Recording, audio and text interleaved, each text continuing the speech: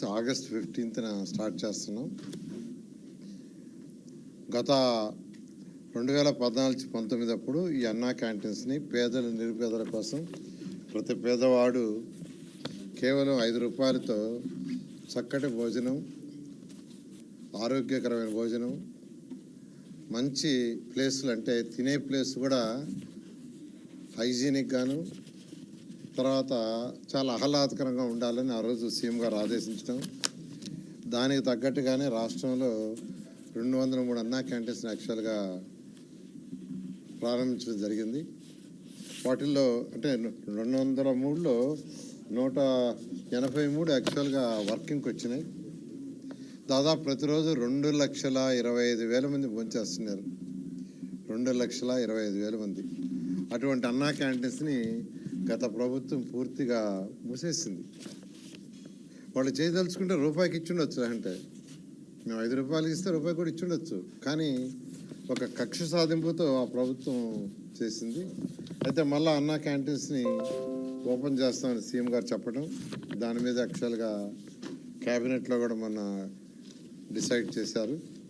ఈ అన్నా క్యాంటీన్స్ సంబంధించి ఈ మున్సిపల్ శాఖ ఆల్రెడీ టెండర్లు, అంటే ఈ అన్నా క్యాంటీన్స్లో కొన్ని అన్నా క్యాంటీన్స్లో సెక్రటరియట్లు పెట్టారు, కొన్ని అన్నా క్యాంటీన్స్ని గోడౌన్లుగా పెట్టుకున్నారు, కొన్ని అన్నా క్యాంటీన్స్ని బ్లీచింగ్ పౌడర్ వేసుకోవడానికి పెట్టుకున్నారు. ఇట్లా రకరకాలుగా అన్నా క్యాంటీన్స్ మొత్తాన్ని నిర్వహణ చేశారు. దాంట్లో ఉన్న ఆ డైనింగ్ టేబుల్స్ అన్ని తీసేశారు. కొన్ని దగ్గర ఆ డైనింగ్ టేబుల్స్ తీసి మిద్ది పైన వేస్తున్నారు. నేను ఈ మధ్య కొన్ని దగ్గర విజిట్ చేస్తే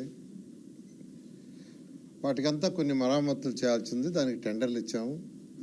కొన్నిట్లో వర్క్ స్టార్ట్ అయింది, కొన్నిట్లో వర్క్ జరగబోతూ ఉంది. బహుశా ఈ వర్క్ అంతా నెక్స్ట్ మంత్ ఆగస్టు 10కి పూర్తి అయ్యేటట్టుగా ఆదేశం ఇచ్చాం. ఆగస్టు 10వ తేదీకి కంప్లీట్ కావాలని. అదే గత 2014-19లో అక్షయ్ పాత్ర వాళ్ళు యాక్చువల్గా ఈ టెండర్ దక్కించుకొని వాళ్ళు ఫుడ్ పెట్టారు. చాలా చక్కటి ఫుడ్ పెట్టారు.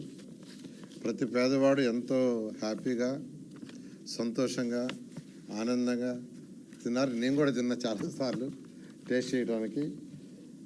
అయితే ఈసారి మళ్ళీ టెండర్లు పిలుచున్నాం. టెండర్లు కూడా 22వ తేదీ ఐ థింక్ ఓపెన్ చేస్తారు, 22 ఓపెన్ చేస్తారు. అదే రేట్స్ సేమ్ రేట్స్లో ఎటువంటి కొందరు అడుగుతున్న రేట్లు ఏమైనా పెంచుతారని. పెంచేది ఏం లేదు, సేమ్ రేట్స్ 5 రూపాయలతో యాక్చువల్గా బ్రేక్ఫాస్ట్ అయినా, లంచ్ అయినా, డిన్నర్ అయినా చేసే విధంగా చేయడం జరిగింది. అంతేకాకుండా అన్ని అన్నా క్యాంటీన్స్ ఒకే మోడల్, ఒకే స్టాండర్డ్.